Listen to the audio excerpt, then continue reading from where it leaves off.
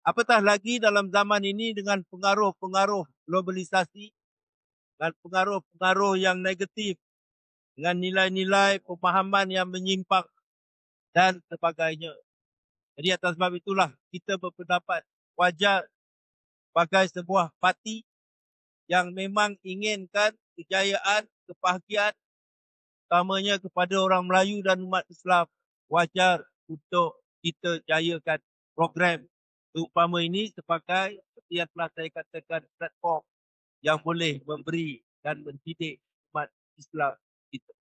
Jadi atas sebab itulah saya berharap melalui usaha yang kita lakukan ini kita mendapat manfaat dan akhirnya hidupan kita diberkati selamat dunia dan akhirat.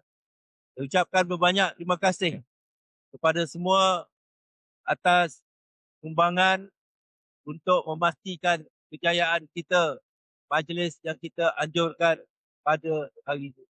InsyaAllah